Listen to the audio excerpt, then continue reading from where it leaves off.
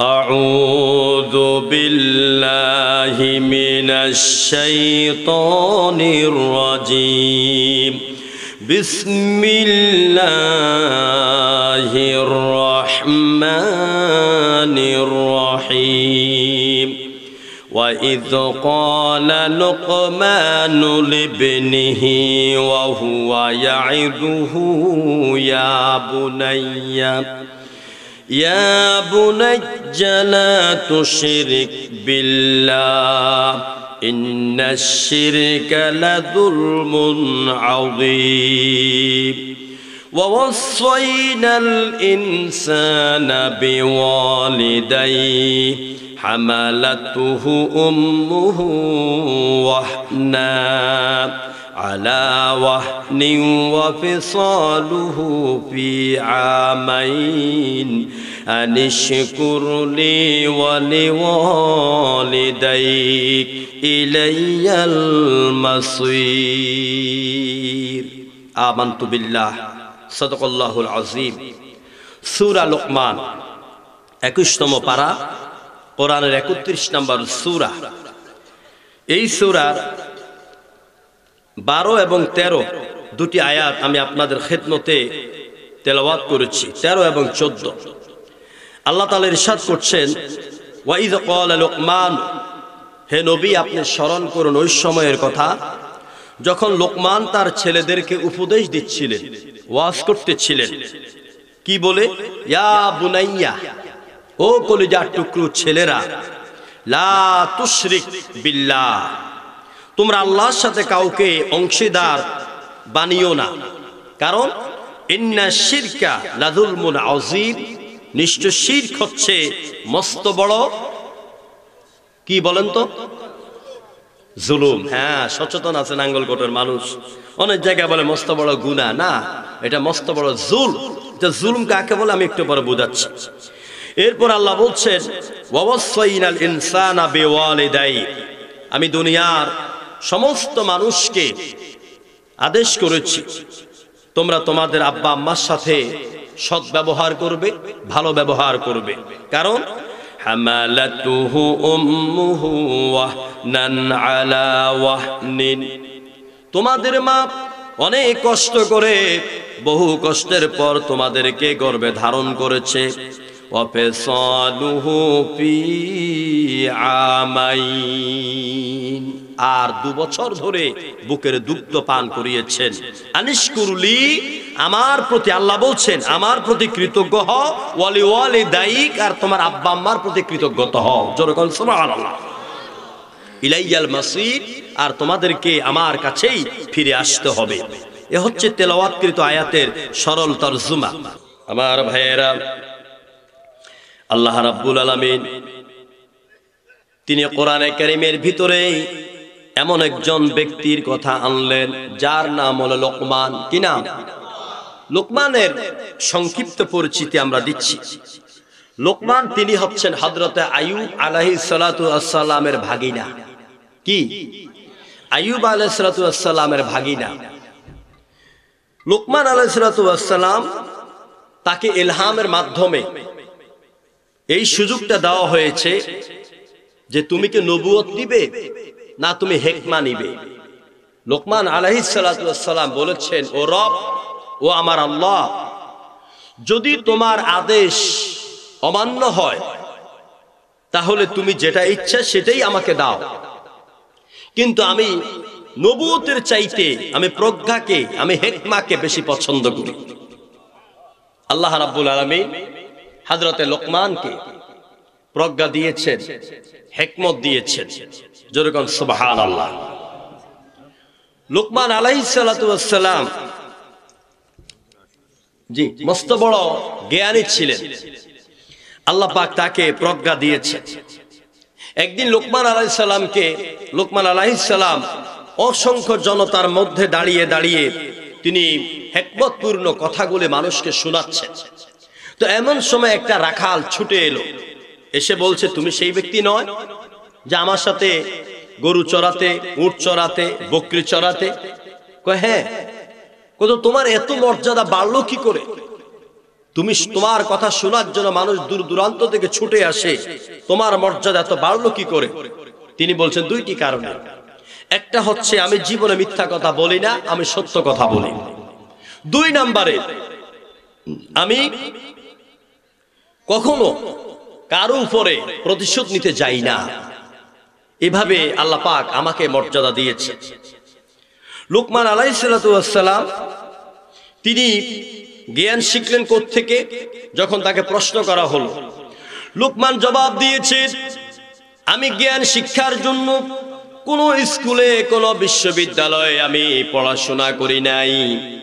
আমার আশেপাশে মূর্খরা যা বলে আমি তার উল্টাটা বলি, মূর্খরা যা করে আমি তার উল্টাটা করি। অসৎ মানুষগুলি যা করে যা বলে আমি তার উল্টাটা করি। এখান থেকে আমার জ্ঞান অর্জন। যেরকম সুবহানাল্লাহ। আমার ভাইয়েরা, হযরতে লুকমান আলাইহিস সালাম তিনি আল্লাহর বড় কৃতজ্ঞ বান্দা ছিলেন। আল্লাহ পাক তাকে এত মর্যাদা দেওয়ার 3 নাম্বার কারণ হলো, আল্লাহ পাক কোরআনে কারিমে বলছেন, লুকমান এমন একজন ব্যক্তি, তিনি তার সন্তানগুলিকে ডেকে নিয়ে সামনে বসিয়ে তাদেরকে ওয়াজ করতেছিলেন। ওয়াজের প্রথমটাই ছিল সন্তানদেরকে তাওহীদের শিক্ষা দেওয়া। কি শিক্ষা দেওয়া? তাওহীদ, আল্লাহর একত্ববাদ, আল্লাহর পরিচয় সন্তানদের সাথে করায় দিলেন। কেমনে করালেন? আল্লাহ রাব্বুল আলামিন কোরআনে কারীমের ভিতরে বলেন, আল্লাহ পাকের পরিচয় লুকমান এভাবে করায় দিলেন। কোরআনে কারীম বলছেন, কুল ইয়া আইয়ুহান নাসু ইন্নী রাসূলুল্লাহি ইলাইকুম জামিআ। নবীর ব্যাপারে আল্লাহ পাক বলছেন, ও নবী আপনি বলে দেন আপনার মর্যাদা, আপনার সম্মান এতটাই ব্যাপক। আল্লাহ পাক আপনাকে নির্দিষ্ট কোন কাবিলার জন্য, নির্দিষ্ট কোন গোত্রের জন্য, নির্দিষ্ট কোন কওমের জন্য রাসূল করে পাঠান নাই। আপনি বলুন, আল্লাহ পাক আমাকে তামাম পৃথিবীর সকল মানুষের জন্য রাসূল করে পাঠালেন। আর আমার দায়িত্ব হলো এই, তোমাদের কাছে যেন আমি আল্লাহর পরিচয় তুলে ধরতে পারি, তাওহীদটা তোমাদেরকে বুঝাইতে পারি। আল্লাহর তাওহীদ সম্পর্কে তোমরা জ্ঞান নাও এইভাবে, আল্লাযী লাহু মুলকুস সামাওয়াতি ওয়াল আরদ। আকাশ সমূহের মালিক, জমিনের মালিক সেই সত্তা, সেই আল্লাহ, লা ইলাহা ইল্লা হুয়া ইউহয়ী ওয়া ইউমীত। যিনি ছাড়া কোনো ইলাহা নাই, তিনি তোমাদের জীবন দেওয়ার মালিক, তোমাদের মরণ দেওয়ার মালিক। চিল্লায়া বলেন কে? জীবন দেওয়ার মালিক কে? মরণ দেওয়ার মালিক কে? সুতরাং আমার আপনার জীবনের প্রদীপ যদি নিভতে আসে, আমার আপনার মৃত্যু যদি অবধারিত হয়ে যায় আল্লাহর পক্ষ থেকে, দুনিয়ার কোন প্রেসিডেন্ট, কোন প্রধানমন্ত্রীর কাছে জীবন ভিক্ষা চাইলে জীবন পাওয়া যাবে না। আবার আমার যদি মৃত্যু না আসে, আমার হায়াত থাকে, তাহলে দুনিয়ার কোন প্রধানমন্ত্রী, কোন সরকার ইচ্ছা করে আমাকে ফাঁসি দিয়া মারতে পারবে না। এজন্য আমরা মাঝে মাঝে পৃথিবীর মধ্যে দেখি, বাংলাদেশেও দেখি, ফাঁসির আসামিকে বলা হয় তোমার জন্য একটা অপশন আছে, একটা সুযোগ আছে। সেটা কি? কয় প্রধানমন্ত্রীর কাছে বা প্রেসিডেন্টের কাছে জীবন ভিক্ষা চাও। যাদের ঈমান দুর্বল, যারা আল্লাহকে ভয় করে না, যাদের পরকালের চিন্তা কলিজার ভিতর নাই, এরা প্রেসিডেন্টের কাছে জীবন ভিক্ষা চায়। আর যারা বড় ঈমানদার, এরা বলে প্রেসিডেন্টের জীবন যিনি ভিক্ষা দেন, আমি তার কাছে জীবন চাই বা মৃত্যু চাই, তিনি ছাড়া জীবন দেওয়ার আর মরণ দেওয়ার মালিক কেউ নাই। চিল্লায়া বলেন ঠিক কিনা? প্রেসিডেন্ট যেমন আল্লাহর দরবারে একটা ফকির, আমিও আল্লাহর দরবারে একটা ফকির। ইয়া আইয়ুহান নাসু আনতুমুল ফুকারাউ ইলাল্লাহ ওয়াল্লাহু গনিয়্যুন হামিদ। হে পৃথিবীর মানব মণ্ডলী, তোমরা সবাই আল্লাহর দরবারে ফকির, তোমরা ভিক্ষুক, আল্লাহ হচ্ছেন ধনী। যেরকম সুবহানাল্লাহ। হযরতে লুকমান তিনি তার ছেলেদের কাছে তাওহীদের আল্লাহর পরিচয়টা এইভাবে তুলে ধরলেন, দেখো আল্লাহ হচ্ছেন তিনি যিনি ছাড়া কোনো ইলাহ নাই। যদি তুমি ওই আল্লাহর উপরে ঈমান এনে মরতে পারো, এক আল্লাহকে বিশ্বাস করতে পারো, তাহলে মরার পরেই আল্লাহ রাব্বুল আলামিন তোমাকে জান্নাত নসিব করে দিবেন। সুবহানাল্লাহ। আমার যুবক ভাইয়েরা, বাবারা, পর্দার অন্তরালের মা বোনেরা, খুব খেয়াল করে শুনুন। যুগে যুগে যত নবী এসেছিলেন, রসুল এসেছিলেন, তারা যখন আল্লাহর তাওহীদ, আল্লাহর একত্ববাদের পরিচয়, ঈমানের দাওয়াত দিতে গেলেন, তখনই ওই নবীদের উপর এবং ওই নবীদের অনুসারীদের উপরে অত্যাচার হয়েছে নাকি হয় নাই? হয়েছে কিনা? একদিন নবী করিম সাল্লাল্লাহু আলাইহি সাল্লাম কাবা শরীফের ছায়ায় তিনি বসে আছেন, হাতের মধ্যে ট্যাগ দিয়া তিনি শুয়ে আছেন। তো এমন সময় হযরতে খাব্বাব ইবনুল আরাত্তি রাদিয়াল্লাহু তাআলা আনহু তিনি গেলেন। বুখারী শরীফের 6361 নম্বর হাদিস। তিনি সেখানে গেলেন, যাওয়ার পর বলছেন, আলা তাদউ লানা ইয়া রাসূলুল্লাহ, আলা তাস্তানসিরু লানা ইয়া রাসূলুল্লাহ। হুজুর, আমাদের জন্য কি দোয়া করবেন না? আমাদের জন্য কি আল্লাহকে বলবেন না? আমাদের চোখের সামনে বেঈমানেরা, কাফিররা, খোদাদ্রোহীরা, ইসলাম বিরোধী শক্তি, নবী বিরোধী শক্তি, কোরআন বিরোধী শক্তি আমাদের মেয়েদেরকে টেনে টেনে নিয়ে যায়, আমাদের স্ত্রীদেরকে টেনে টেনে নিয়ে যায়, তাদের উপর অত্যাচার করে, জুলম করে, তাদেরকে ধর্ষণ করে, আমাদেরকে বাড়ি থেকে বের করে দিচ্ছে, আমাদের বাড়িতে আগুন ধরিয়ে দিচ্ছে, আমাদেরকে অত্যাচার করছে, আমাদেরকে ফিলারের সাথে বেঁধে এরপর আমাদেরকে কি যে বলে রশি দিয়ে, রোলার দিয়ে আমাদেরকে পিটানো হচ্ছে। হুজুর, দোয়া করবেন না? আর কত এভাবে আমরা সহ্য করব? ওই রকম অত্যাচারের কিছু নমুনা আমরা বাংলাদেশেও দেখতে পাই। চিল্লাই কোন ঠিক কিনা? আমার ভাইয়েরা, নবীদের চেহারা লাল হয়ে গেল, মাথাটা হাতের মধ্যে টেক লাগানো ছিল। হুজুর উঠে বসলেন, উঠে বসে বলছেন, ও খাব্বাব শুনো, বসো। তোমরা বলতেছো তোমাদের উপর এইভাবে কোরআন বিরোধীরা, ঈমান বিরোধীরা অত্যাচার করে। তোমাদের আগে যত নবী এসেছিলেন, যত রাসূল এসেছিলেন, ওই নবীদের উপর, রাসূলদের উপরেই অত্যাচার করা হয়েছে, নির্যাতন করা হয়েছে। শুধু তাই নয়, নবীদেরকে বাড়ি ঘর থেকেও বের করে দেওয়া হয়েছে।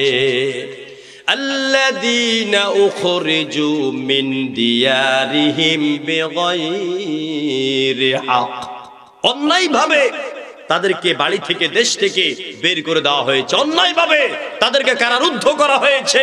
মাসের পর মাস, বছরের পর বছর তাদের উপর অত্যাচার করেছে, জুলুম করেছে, নিপীড়ন করেছে, কারাগারে বন্দী করেছে। অন্যায় একটা, অন্যায় কয়টা? অন্যায় একটা। সে অন্যায়টা হলো লা ইলাহা ইল্লাল্লাহ। ওরা তাওহীদের স্বীকৃতি দিয়েছিল, আল্লাহ ছাড়া কোনো ইলাহ নাই। সুবহানাল্লাহ। ও খাব্বাব, কি হয়েছে জানো? শুধু নবীদের উপর অত্যাচার করা হয় নাই, বরং নবীদের অনুসারী যারা ছিল, ঈমানদার, তাদের উপর অত্যাচার করেছে। কেমন অত্যাচার জানো? আল্লাহ নবী বলছেন, ইউখাদুর রাজুলু ফায়ুফারু লাহু ফিল আরদ, জমিনের মধ্যে গর্ত করা হতো, আর কোমর পর্যন্ত বা বক্ষ পর্যন্ত জমিনের মধ্যে বালি দিয়া, মাটি দিয়া গাড়াইয়া তাদেরকে শক্ত করত, তাদের দুই হাত বাঁধত। এরপরে দুই দিক থেকে গাছ চিরার যে লম্বা লম্বা করাত, ওই রকম করাত গুলো ঈমানদারদের মাথার উপর রাখা হতো। দুই দিক থেকে দুইজনে আল্লাহকে বিশ্বাস করার কারণে, তাওহীদে বিশ্বাস করার কারণে তাদের মাথার উপর করাত দিয়ে দুই দিক থেকে টেনে টেনে ওদের মাথা দেহটা দুই ভাগ করত। এরপরও ওই ঈমানদারেরা মায়াসুদ্দুহু আন দীনিহি, তারা ঈমানের রাস্তা থেকে, তাওহীদের রাস্তা থেকে চুল পরিমাণ পিছপা হয়ে যায় নাই। আমার ভাইরা, এবার নবীজি বলছেন, ও খাব্বাব শুনো, এইভাবে অত্যাচারের পরে একদিন এই সমাজে, রাষ্ট্রের ভিতরে এমন শান্তির বৃষ্টি ঝরবে, এমন শান্তির বাতাস প্রবাহিত হবে, যে জমিনে হাজরা থেকে, হাজরা মাউত থেকে সানা পর্যন্ত মানুষ আর নারীরা নিরাপদে চলাফেরা করবে। রাতের বেলা শুধুমাত্র ডাকাতের কোনো ভয় থাকবে না, বিভিন্ন শৃগাল বিভিন্ন সাপের ভয় ছাড়া অন্য কোনো ভয় থাকবে না, সম্পদ হারাবার ভয় থাকবে না, সতীত্ব হারাবার কোনো ভয় থাকবে না। যখন এই সমাজে আল্লাহর দ্বীন কায়েম হয়ে যাবে, কোরআনের রাজ কায়েম হয়ে যাবে, এই সমাজের মানুষগুলি যখন এক আল্লাহতে বিশ্বাসী হয়ে যাবে, তখন মানুষের অন্তরে আর কোনো ভয় থাকবে না। সুবহানাল্লাহ। আমরা কি এরকম একটা সমাজ চাই? জোরে বলেন চাই। যদি আমরা আমাদের নারীদের সতীত্বের হেফাজত, নিরাপত্তা, জানের নিরাপত্তা, মালের নিরাপত্তা চাই, তাহলে অবশ্যই তাওহীদবাদী হয়ে আল্লাহর কোরআনের পক্ষে আমাদেরকে এক পতাকা তলে আসতে হবে। বিশ্বাস করুন, কোরআনের আইন ছাড়া, আল্লাহর আইন ছাড়া, আল্লাহর হুকুম ছাড়া মানুষের তৈরি করা মতবাদ দিয়া একবিংশ শতাব্দীর ধার প্রান্তে দাঁড়িয়ে আল্লাহর নামে শপথ করে বলছি, Karl Marx, Lenin, Hume, Galileo, Copernicus, Kepler, Darwin, Hegel, এই সমস্ত মানুষের তৈরি করা ন্যাশনালিজম, ফিউডালিজম, কমিউনিজম, মেকানিজম, মানুষের তৈরি করা আইন দিয়া মানুষের জীবনের নিরাপত্তা, মালের নিরাপত্তা কখনো হবে না, হবে না, হবে না। আমার ভাইরা, হযরত লুকমান নিজের ছেলেদেরকে তাওহীদ শিখাচ্ছেন কোরআনের ভাষায়। আল্লাহ রাব্বুল আলামিন তিনি তার তাওহীদের পরিচয় কোরআনের পাতায় পাতায় এইভাবে দিয়েছেন। সৃষ্টি জগতের দিকে তাকান, আপনি আল্লাহকে চিনতে পারবেন, আল্লাহকে দেখতে পারবেন। আমরা কিন্তু সবাই ঈমানদার, জোরে বলেন ঠিক কিনা? কিন্তু আমরা এই ঈমানটা হচ্ছে আমাদের মৌখিক ঈমান। আমরা কিন্তু আমাদের চিন্তা দিয়া, আমাদের বিবেক দিয়া, আমাদের কলব দিয়া, আমাদের চরিত্র দিয়া, আমাদের জীবন দিয়ে আল্লাহকে আমরা চিনতে পারি নাই। এই জন্য আল্লাহর পক্ষে, ঈমানের পক্ষে আমরা এখনো 100% মৌলিক ঈমানদার হইতে পারি নাই। আল্লাহকে আমরা চিনি না। আল্লাহর সৃষ্টি দেখি, গোলাপ ফুল দেখি, গোলাপ ফুল দেখে গোলাপ ফুলের প্রশংসা করি, কিন্তু গোলাপ ফুলের মালিককে আমরা চিনি না। জোরে কোন ঠিক কিনা? কোকিলের বসন্তকালে কোকিলের মিষ্টি গানের সুর আমরা শুনি, ঠিক না ভাই? কোকিলের মিষ্টি গানের সুরের প্রশংসা কবি করেন, আমরাও করি, কিন্তু কোকিলের কণ্ঠে সুর কে দিয়েছেন ওই মালিককে আমরা খুঁজি না। আমি কিন্তু তাওহীদ বুঝাচ্ছি আপনাদেরকে। একজন দরবেশ বিকেল বেলা তিনি কোন এক নদীর ধার দিয়ে যাচ্ছিলেন। তো সে নদীর পাশে ছিল গাছগাছালের একটা বনানী। ওই গাছের ঢালে একটা কোকিল কুহু কুহু করে সন্ধ্যাক্ষণে ডাকছে। তখন ওই কোকিলের সাথে দরবেশের যে কথাগুলি হলো, আমার দেশের প্রিয় কবি নজরুল ইসলাম দরবেশ আর কোকিলের কথাগুলিকে গানের সুরে সুরে এইভাবে শোনালেন। ওরে কোকিলকে তোরে দিল এ সুর, কোথা পেলি পাপিয়া এ কণ্ঠ মধুর। ওরে কোকিলকে তোরে দিল এ সুর, কোথা পেলি পাপিয়া এ কণ্ঠ মধুর। কহে কোকিল পাপিয়া আল্লাহ গাফুর, কহে কোকিল পাপিয়া আল্লাহ গাফুর। তারি নামে ঝোপি পিয়ু পিয়ু, আল্লাহু আল্লাহু বলেন, আল্লাহু আল্লাহু আল্লাহু আল্লাহু আল্লাহু আল্লাহ। তাহলে কোকিলের কণ্ঠে গানের সুর কে দিয়েছে? কোকিলের এত সুন্দর কালো গায়ের রং কে দিয়েছেন? আল্লাহকে। এই জন্য আল্লাহ বলছেন, আফালা ইয়ানজুরুনা ইলাল ইবিলি কাইফা খুলিকাত ওয়া ইলাস সামাই কাইফা রুফিআত ওয়া ইলাল জিবালি কাইফা নুসিবাত ওয়া ইলাল আরদি কাইফা সুতিহাত। আফালা ইয়ানজুরুনা ইলাল ইবিলি কাইফা খুলিকাত। তোমরা কেন উটের দিকে তাকাও না? উটের দিকে তাকাইলেই তো আমার আল্লাহকে দেখা যায়। সুবহানাল্লাহ। উটের মধ্যে আল্লাহ পাক এমন ক্ষমতা দিয়েছেন, যারা বিদেশে মরুভূমিতে থাকেন, আবুধাবি, সৌদি আরব, কুয়েত, কাতার, অনেক আমার দেশের অনেক লোকেরা সেখানে রাখালি কাজ করে, উট চড়ায়। যখন মরুভূমিতে সাইমুম আসে, আমাদের আসে টর্নেডো, ওখানে আসে সাইমুম। তো সাইমুম আসার আগে ঝড় আসার আগেই উটগুলি আল্লাহর কুদরতি নিশানা ওরা বুঝতে পারে, আর ওরা এমন ভাবে নিঃশ্বাস এবং পানি তাদের মধ্যে জমা করে বালির নিচে মাথা ঢুকাইয়া রাখে, অন্তত যাতে 72 ঘন্টা 3 দিন পর্যন্ত উপরের আবহাওয়া ছাড়া, নিঃশ্বাস ছাড়া, অক্সিজেন ছাড়া ওরা বাঁচতে পারে। আরো আস্তে কোন সুবহানাল্লাহ। আমার ভাইরা, উঠতে বসতে আল্লাহর জিকির করবেন। আল্লাহর জিকির করলে আপনার কলবে নূর পয়দা হবে, কলবের ময়লাগুলি সাফ হয়ে যাবে। আল্লাহ আল্লাহ জিকির কর, রহমতে তোর জীবন ভর। যত বেশি আপনি আল্লাহকে ডাকবেন, আল্লাহ রহমত আপনার কলবে নাজিল হতে থাকবে। যেরকম সুবহানাল্লাহ। আমার বন্ধুগণ, সুতরাং উটের দিকে আল্লাহ তাকাতে বলছেন, উটের দিকে তাকাও, আমি আল্লাহকে দেখতে পাবে। ওয়া ইলাস সামাই কাইফা রুফিআত, ওই আকাশের দিকে তাকাও। আপনাদের এই প্যান্ডেলের দিকে তাকান, কতগুলি বাঁশ দিয়া খুঁটি দিয়া প্যান্ডেলের এই ছোট্ট সামিয়ানাগুলি টানানো হলো। আল্লাহ পাক বলে, বান্দারে আকাশের দিকে তাকাও, বেগাইরি আমাদিন তারাউনাহা, বিনা খুঁটিতে এত বড় আকাশটা ঝুলাইয়া রাখলাম, কোন জায়গার মধ্যে একটা খুঁটিও নাই, আর কোন জায়গার মধ্যে হাল তারা মিন ফুতুর, কোন জায়গার মধ্যে আঁকা বাঁকা ফাটল দেখতে পাও কি? আপনারা ফাটল দেখতে পেয়েছেন? পৃথিবীতে কত বিজ্ঞানী গেল, নিটেশ গেল, তারপরে আপনার কি যে বলে কান গেল, জার্মানি বিজ্ঞানী, এরা কেউ কেউ বলেছে আকাশের দিকে তাকায়, এরকম আকাশ আর পৃথিবী আমি তো বানাইতে পারি। নাউজুবিল্লাহ কইবেন না? কান নামক নিটেশ নামক বেয়াদবটা বলেছে, কই যে আল্লাহ বলতে তো কেউ নাই, ওরা কল্পনার জগতে আল্লাহকে বানায় নিছে। আমি তো আকাশের দিকে যখন তাকাই তখনই বলি দেয়ার ইজ নো গড। আমরা বলি দেয়ার ইজ নো গড, স্রষ্টা বলতে কেউ নাই, ইল্লাল্লাহ, একমাত্র আল্লাহ ছাড়া। চিল্লায় বলেন ঠিক কিনা? আর আমরা কিন্তু দেয়ার ইজ নো গড বলি না, আমরা বলবো দেয়ার ইজ নো রব, দেয়ার ইজ নো ইলাহ, কোন ইলাহ নাই। লা তাজআল মা'আল্লাহি ইলাহান আখার ফাতাকউদ মাযমুমান মাখদুলা, তোমরা এক ইলাহর সাথে অন্য কোন ইলাহকে অংশীদারিত্ব করো না, যেটা লোকমান তার ছেলেকে বুঝাচ্ছে।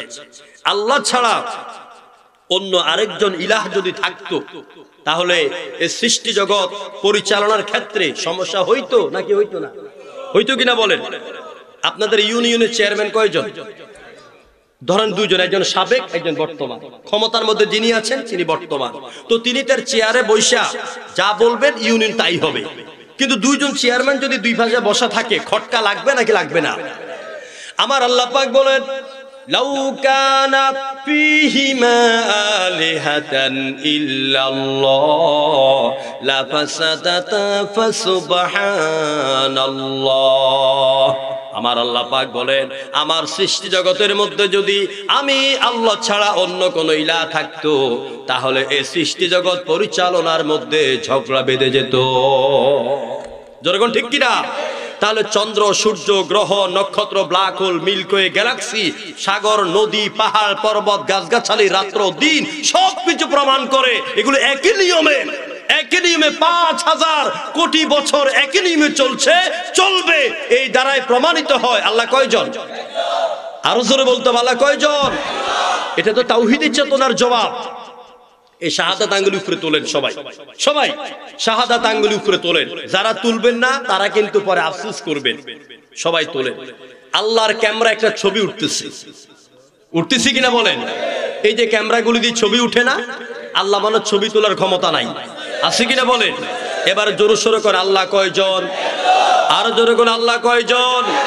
বলেন আল্লাহ এক, আল্লাহ একক, তার কোনো শরীক নাই, তার কোনো অংশীদারিত্ব নাই, তিনি সমস্ত ক্ষমতার মালিক। চিল্লায় করে আল্লাহু আকবার। কুল হুয়াল্লাহু আহাদ আল্লাহুস সামাদ লাম ইয়ালিদ ওয়া লাম ইউলাদ ওয়া লাম ইয়াকুল লাহু কুফুয়ান আহাদ। নবী আপনি বলুন, আল্লাহ এক এবং একক, তিনি নিরঙ্কুশ, তিনি বেনিয়াস, তিনি কাউকে জন্ম দেন নাই, তাকেও কেউ জন্ম দেয় নাই। আকাশ আর জমিনে আল্লাহর সমকক্ষ কেউ নাই। সুবহানাল্লাহ। আমার ভাইয়েরা, এরপরে আল্লাহ পাক বলেন, আমাকে যদি চিনতে হয়, আমাকে যদি বুঝতে হয়, তাহলে তুমি সৃষ্টির দিকে তাকাও, মানব সৃষ্টির দিকে তাকাও। মানুষকে কেমনে বানাইলাম? আফারাআইতুম মা তুমনুনা আনতুম তাখলুকুনাহু আম নাহনুল খালিকুন। আল্লাহ পাক বলেন, তোমরা কি মনের দিকে তাকাও না? তোমাদের থেকে যে বীর্য বের হয়, স্ত্রী থেকেও বের হয়, স্বামী থেকেও বের হয়, এই বীর্যের দিকে কি তাকাও না? তোমরা কি নিজেদেরকে নিজেরা বানাইছো নাকি আমি আল্লাহ বানিয়েছি? কে বানিয়েছেন? আল্লাহ বানিয়েছে। কেমনে বানাইলেন? স্বামী স্ত্রীর মিলনের ফলে যে বীর্যটা বের হয়, এই বীর্যটাকে কোরআনের ভাষা বলা হয় মানি। কি বলা হয়? আলাম ইয়াকুনু নুতফাতাম মিন মানিয়্যিন ইউমনা। আমি কি তোমাদেরকে মনি থেকে বানাই নাই? মনিটা মায়ের একটা প্যাকেটের ভিতরে, স্ত্রীর প্যাকেটের ভিতরে এই মনিটা থাকে। এটার ব্যাপারে আল্লাহ পাক সূরা আল মুমিনুন 18তম পারার প্রথম পৃষ্ঠার 11 নম্বর আয়াতের মধ্যে বলেন, আল্লাহ রাব্বুল আলামিন বলেন, ফি করারিম মাকিন। আমি কি স্ত্রী গর্ভের ভিতরে এক ফোঁটা মনিকে আমি রাখি নাই? 40 দিন পর্যন্ত মনিটা ছিল, বীর্যটা ছিল। 80 দিনের মাথায় এটাকে আল্লাহ পাক রক্তের চাকা বানালেন।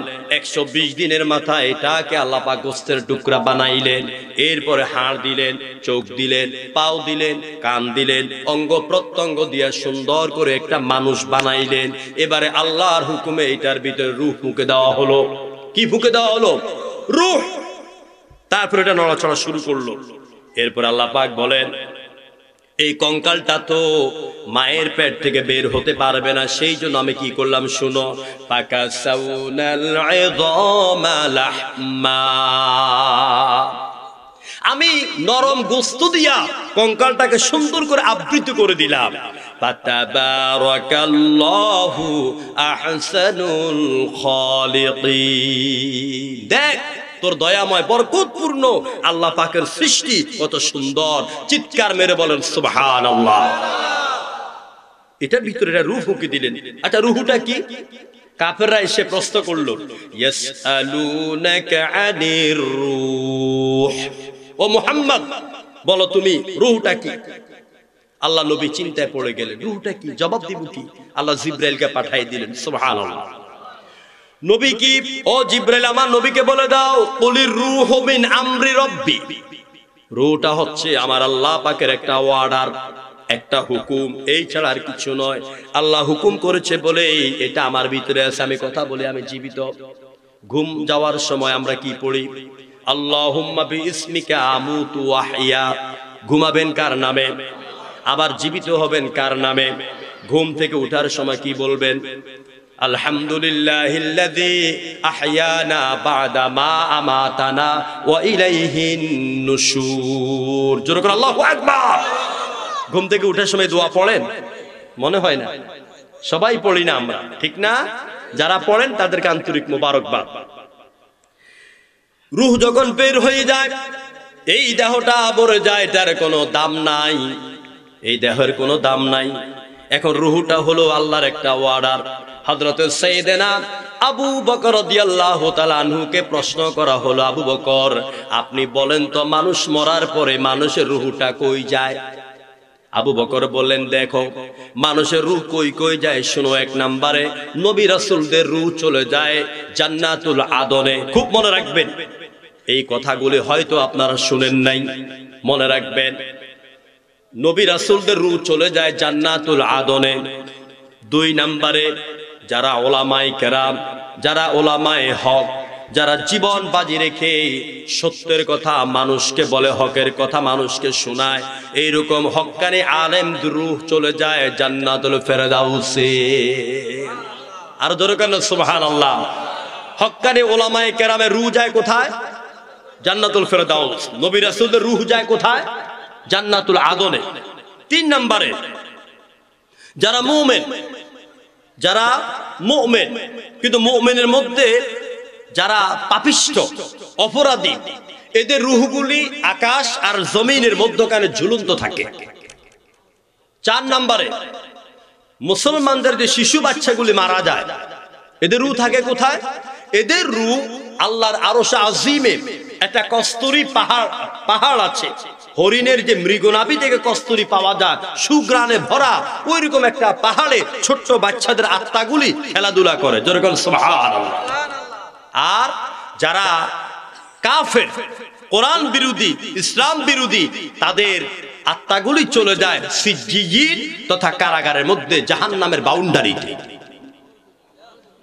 আমার ভাইরা, আল্লাহ পাক রূহ ফুঁকে দেন, এরপর মানুষ নড়াচড়া করে। আল্লাহ পাক বলেন, এইভাবে আমি তোমাকে দেখার শক্তি দিলাম, বলার শক্তি দিলাম, যে হাত দিয়ে আপনি টিগার চেপে একজন মানুষকে হত্যা করেন, দ্বিধাবোধ করেন না। এগুলি হলো 1 নম্বরে মানুষের মধ্যে নিকৃষ্ট মানুষ, যেরকম ঠিক কিনা। আর 2 নম্বরে বাংলাদেশে এইরকম অনেক চিত্র আমরা দেখতে পাই, অনেক খবর আমরা দেখতে পাই, অনেক খবর প্রতিদিন আসে আবার আসে না, যেরকম ঠিক কিনা। প্রতিদিন কত খবর আসে কাগজের পাতা ভরে, জীবন পাতার অনেক খবরে রয়ে যায় অগোচরে, ঠিক কিনা বলেন। কত খবর পাই, কত খবর আমরা পাই না। তবে আমি কথাটা ব্যাখ্যার জন্য করছি, এই যে হত্যা, ধর্ষণ, খুন, মারামারি, নিরপরাধ মানুষের উপর শাস্তি, এটার থেকে মুক্তি পাওয়ার জন্য রাস্তা একটা, যেরকম কয়টা?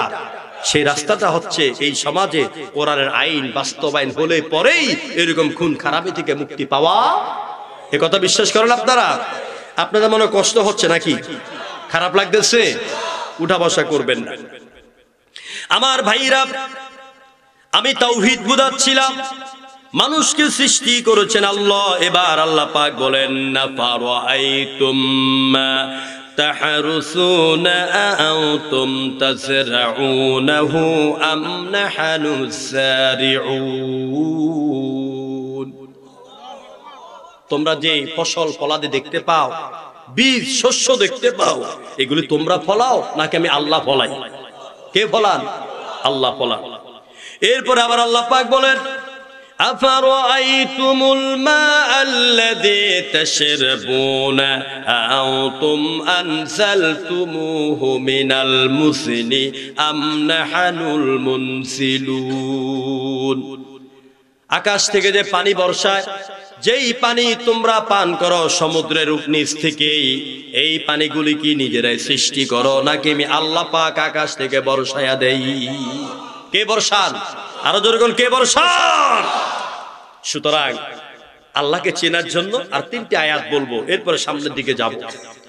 আল্লাহকে চেনার জন্য আয়াতুল কুরসির ভিতরে ঢুকবেন। কি সুন্দর করে আমার আল্লাহর পরিচয় তুলে ধরা হলো। আল্লাহু লা ইলাহা ইল্লা হুয়াল হাইয়ুল কাইয়্যুম। সুবহানাল্লাহ কইতেন না? আল্লাহ হচ্ছেন তিনি যিনি ছিলেন, আছেন, থাকবেন, অব্যয়, অক্ষয়, চির অম্লান, তার নাম আল্লাহ। গলা ফাটায় এখন সুবহানাল্লাহ। এ হচ্ছে আমার আল্লাহর পরিচয়। সূরা ইখলাসের মধ্যে আল্লাহ তার পরিচয় দিয়ে দিলেন। সুতরাং আল্লাহ রাব্বুল আলামিন তিনি এক, তিনি একক। তার ইবাদতের সাথে, তার হুকুমের সাথে, তার আইনের সাথে, তার রুবুবিয়তের সাথে, তার কুদরতের সাথে কাউকে শরীক করা। লুকমান বলছেন, ইয়া বুনাইয়া লা তুশরিক বিল্লাহ, আল্লাহর সাথে কাউকে শরীক করো না। আল্লাহর কোনো শরীক নাই, আল্লাহর কোনো ছেলে নাই, আল্লাহর কোনো মেয়ে নাই, আল্লাহর কোনো বউ নাই। আল্লাহকে যদি কিয়ামতের ময়দানে আপনি পেতে হয়, আপনি আমি নামাজ পড়ি, আমি আপনি রোজা রাখি, আমি আপনি দান সদকা করি, আমি আপনি হজ করি, যাকাত দেই, আমাদের একটাই উদ্দেশ্য, আরশের মালিক আল্লাহর সঙ্গে মোলাকাত করা। ঠিক কিনা বলেন? আল্লাহর সাথে মোলাকাত করা। আমি জান্নাত চাই না, আমি জান্নাত চাই না, আমি জাহান্নামও চাই না। কবি আল্লামা রুমি বলছেন, জান্নাত ও দোজখ সে ইয়া রব क्या करूं, जन्नत दोज़ख से या रब क्या करूं, आरज़ू है मैं तुझे देखा करूं। আমি জান্নাত দিয়ে কি করব, আমি জাহান্নাম দিয়ে কি করব? ও আমার আল্লাহ, আমি যদি জান্নাতে যাইয়া তোমার মতন আল্লাহকে না পাই, জান্নাতের কোনো দাম আমার কাছে নাই। জাহান্নামে যদি যাইয়া তোমার সাথে আমার মোলাকাত হয়ে যায়, ওইটাই আমার ওইটাই জান্নাত। জোরে কোন ঠিক কিনা? এজন্য আমরা যত ইবাদত করি আমাদের মূল উদ্দেশ্য হলো আল্লাহর মোলাকাত পাওয়া। এখন আল্লাহর মোলাকাত পাওয়ার জন্য শর্ত দুইটা। জোরে কোন কয়টা? আল্লাহ পাক বলেন, ফামান কানা ইয়ারজু লিকা রাব্বিহি ফালিয়ামাল আমালান সালিহান ওয়া লা ইউশরিক বিইবাদাতি রাব্বিহি আহাদা। যে ব্যক্তি আল্লাহর সাথে মোলাকাত করতে চায়, এক নম্বরে তাকে নেক আমল করতে হবে। নেক আমল কোনগুলি? কোরআন এবং হাদিস দ্বারা সমর্থিত যে আমল, ওইটাই হচ্ছে নেক আমল। যে আমলের মধ্যে তাকওয়া থাকবে, যে আমলের মধ্যে শিরক থাকবে না, এটাই নেক আমল। আর ওয়ালা ইউশরিক বিইবাদাতি রাব্বিহি আহাদা, আল্লাহর সাথে কাউকে শরীক করা যাবে না। যারা আল্লাহর সাথে শিরক করে, এই শিরক হচ্ছে, আল্লাহ বলছেন ইন্নাশ শিরকা লা যুলমুন আযীম। যুলম, এখানে বড়ত্ব বুঝাবার জন্য আরবিতে কাবির এবং তবিল এবং আজিম তিনটা শব্দ আছে। এখানে আজিম শব্দটি আল্লাহ ব্যবহার করেছেন, এটা মহাজুল। জুলুম কাকে বলে? যেই জিনিসকে যে জায়গায় রাখার দরকার ওই জায়গায় না রেখে তার বিপরীত জায়গায় রাখার নামই হচ্ছে জুলুম। যেরকম ঠিক কিনা? যেমন সহজ উদাহরণ দিলে আপনারা বুঝবেন। নৌকা ডাঙ্গায় থাকে না পানিতে থাকে? কই থাকে? পানিতে থাকে। এখন নৌকাকে যখন ঢাকা রাজধানীর এই রাস্তার উপরে বাঁশের মধ্যে লটকাইয়া রাখে, এখন নৌকার প্রতি কি ইনসাফ করা হয়েছে না জুলুম করা হয়েছে? নৌকা রাস্তার উপরে থাকার জন্য নয়, নৌকা নদীতে ভাসবে। অনুরূপ ভাবে যে আল্লাহকে সেজদা দেওয়ার কথা, যে আল্লাহর কাছে ছেলে মেয়ে টাকা পয়সা সুস্থতা ক্ষমতা সব চাওয়ার কথা, আল্লাহর কাছে না চাইয়া, এক কথা বুঝলেন, আল্লাহর কাছে না চাইয়া দয়াল বাবা, খাজা বাবা, ল্যাংটা বাবা, ভণ্ড বাবা, লাল সালু বাবা, ওই যে নাঙ্গলকোটে কোন জায়গায় শয়তান একটা আছে, ওই শয়তানের কাছে এই ধরনের কোনো কিছু চাওয়ার নামই হলো শিরক। আর এটাই হচ্ছে বড় জুলম।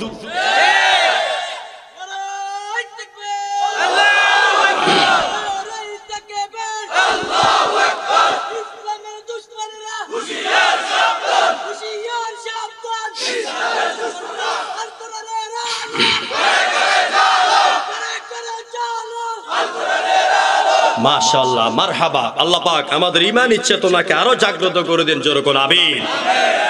এবারে আমি শুধু শিরকের ভয়াবহ দুইটা শাস্তির ব্যাপারে কোরআনের দুইটা দলিল দিব। আল্লাহ রাব্বুল আলামিন বলেন, ওয়ালাকাদ উহিয়া ইলাইকা ওয়া ইলাল লাযীনা মিন ক্বাবলিকা লা ইন আশরাকতা লা ইয়াহবাতান্না আমালুকা ওয়া লা তাকুনান্না মিনাল খাসিরিন। যদি তুমি আল্লাহর সাথে শিরক করো, আল্লাহর সমকক্ষ তোমার আমলের মধ্যে কাউকে দাঁড় করাও, অবশ্যই তোমার আমলগুলিকে আমি আল্লাহ পাক বিনষ্ট করে দিব। জোরে কোন নাউযুবিল্লাহ। অন্যদিকে আল্লাহ পাক বলেন, যারা শিরক করে তাদের জন্য জান্নাত হারাম। তাদের জন্য কি? জান্নাত হারাম। কি হবে আপনার নামাজ, কি হবে আপনার রোজা, কি হবে আপনার হজ? আমার দেশে অনেক মুসলমানেরা বাইতুল্লাহর চত্বরে গিয়েও শিরক করে। ওরা জানে না। আমি যতবার যাই আর যতক্ষণ আমি মাকাম ইব্রাহিমের পাশে দাঁড়াই, ততক্ষণ অনেক ব্যক্তিকে নিজের হাত দিয়া সরাইয়া দেয়, যাইয়া মাকাম ইব্রাহিমের চুমা দেয়, এভাবে কাপড় মুচ্ছা এরপরে গায়ের মধ্যে লাগায়। এগুলো শিরক। আমার ভাইরা, আমরা তো কাবার পূজা করি না, আমরা করি কাবার মালিকের পূজা। যখন ঠিক কিনা? এই জন্য যারা আল্লাহর সাথে শিরক করবেন, আল্লাহকে বাদ দিয়ে আল্লাহকে যেইভাবে সেজদা দরকার, দয়াল বাবা পীর সাহেব বাবার পায়ের মধ্যে সেজদা দিবেন, এটা মস্ত বড় শিরক। আর এই রূপদের ব্যাপারে আল্লাহ পাক বললেন, ইন্নাহু মাইয়ুশরিক বিল্লাহি ফাকাদ হারামাল্লাহু আলাইহিল জান্নাহ ওয়া মাওয়াহুন নার। যারা আল্লাহর সাথে শিরক করে তাদের উপর আল্লাহ জান্নাত হারাম এবং তাদের জায়গা হচ্ছে জাহান্নাম। ওয়া মা লিয-যালিমিনা মিন নাসির। এই সমস্ত জালিমদের জন্য আল্লাহর পক্ষ থেকে কোনো সাহায্যকারী থাকবে না। সুতরাং আল্লাহর কাছে আমরা একটাই দোয়া করব যে আল্লাহ তুমি আমাদেরকে শিরক মুক্ত ঈমান দান করো, জোরে কোন আমিন। ইবাদতের মধ্যে শিরক করা যাবে না, আল্লাহর ক্ষমতার মধ্যে শিরক করা যাবে না। আল্লাহর ক্ষমতার মধ্যে কেন শিরক করবেন? আল্লাহ বলছেন আমার কোরআন দিয়া যাকাত ভিত্তিক অর্থনীতি চালাও, সমাজনীতি চালাও, আদালত চালাও, বিচার চালাও, সব করো, কিন্তু আপনি যদি সেখানে আল্লাহর আইনকে বাদ দিয়া, কোরআনকে বাদ দিয়া, মানুষের তৈরি করা আইন দিয়া বিচার করেন আর যাকাতের বিপরীত সুদ ভিত্তিক অর্থনীতি চালান, এটার নামে হচ্ছে আল্লাহর কুদরতের মধ্যে শিরক ঢুকিয়ে দেওয়া। এবং আমি মনে করি আমার বাংলাদেশের অধিকাংশ মুসলমান এই শিরকের মধ্যে লিপ্ত। সুতরাং শিরক মুক্ত দেশ গড়তে হবে, তাওহীদ ভিত্তিক দেশ, শিরক মুক্ত দেশ গড়তে হবে, তাওহীদ ভিত্তিক দেশ গড়তে হবে। যদি আমরা তাওহীদ ভিত্তিক আর শিরক মুক্ত দেশ গড়তে পারি, আল্লাহর পক্ষ থেকে একটা পুরস্কার আছে। কয়টা পুরস্কার? এই কথা বলেই আমি এই সাপটাটা শেষ করে দিব। সেটা হচ্ছে এই, আল্লাহ রাব্বুল আলামিন বলেন ওয়ালাউ আন্না আহলাল কুরা আমানু ওয়াত্তাকাউ লাফাতাহনা আলাইহিম বারাকাতিম মিনাস সামাই ওয়াল আরদ। এই জনপদের লোকেরা যদি এক আল্লাহর উপর পূর্ণ ঈমান আনে, শিরক মুক্ত ঈমানদার হয়ে যায়, আর জীবনের প্রতিটি কাজে যদি আল্লাহকে ভয় করে, মানুষের অধিকার নষ্ট না করে, মানুষের হক নষ্ট না করে, ওই সব লোকদের জন্য, দেশের জন্য আমি আল্লাহ পাক আমার আকাশ আর জমিনের সব বরকতের দরওয়াজা খুলে দেই। সুতরাং আমাদের আজকে ঈমান দুর্বল আর তাকওয়া নাই, এই জন্য এই আলুর মৌসুমে 20 টাকার আলু খাইতে হয় 70 টাকা। জনগণ ঠিক কি না? আল্লাহর উপর পূর্ণ ঈমান না থাকার কারণে পেঁয়াজের কেজি এখন 100 টাকা। কারণ যারা এই ব্যবসা করে, সিন্ডিকেট করে, এদের মধ্যে আল্লাহর ভয় নাই যে আমি যে অন্যায় করছি, জুলুম করছি, 18 কোটি মানুষের সাথে প্রতারণা করছি, এই জন্য কিয়ামতের দিন আল্লাহর দরবারে দাঁড়িয়ে আমাকে জবাবদিহি করতে হবে। এই ভয় না থাকার কারণে ওই সব ব্যবসায়ীরা সিন্ডিকেট করে আমাদের অসহায় মানুষের রিজিকের উপরে অত্যাচার করছে। এই জন্য এইগুলিকে দূর করার জন্য আমাদেরকে আল্লাহর একত্ববাদে বিশ্বাসী হতে হবে, শিরক মুক্ত জীবন গড়তে হবে, জান্নাত লাভ করতে হবে। প্রিয় ভাইরা, এর পরবর্তী আয়াত হচ্ছে মা বাবার প্রতি উপদেশ দিয়েছেন হযরত লোকমান। আল্লাহ পাক বলেছেন আমি আর আপনাদেরকে কষ্ট দেব না। এই আয়াতের উপরে মূল কথাটা হচ্ছে আব্বা আম্মা আমাদের সর্বোচ্চ সম্মানের জায়গা। জনগণ ঠিক কিনা? প্রিয় ভাইরা, আমরা আমাদের এই আব্বা আম্মাকে সম্মান করতে হবে। যেহেতু আল্লাহ পাক আমাদেরকে নির্দেশ দিয়েছেন, সে আব্বা আম্মার প্রতি যে ব্যক্তি সম্মান দেখাবে, আব্বা আম্মাকে ভালোবাসবে, আল্লাহ রাসূল বলেছেন আল্লাহ পাক তার জন্য তাকে হায়াত বাড়ায় দেন, তার রিজিক বাড়ায় দেন। জোরে সুবহানাল্লাহ, জোরে সুবহানাল্লাহ। মা বাবার সাথে বেয়াদবি করবেন না, চোখ রাঙ্গায় কথা বলবেন না। মা হচ্ছে দোয়ার ভান্ডার, বাবা হচ্ছে দোয়ার ভান্ডার। এরা দোয়া করলে আপনি অনেক উপরে উঠে চলে যাবেন ইনশাআল্লাহ। আল্লাহ পাক আমাদের প্রত্যেকের মা বাবার প্রতি সম্মান দেখাবার তৌফিক দান করুন। আমরা বলি আমিন।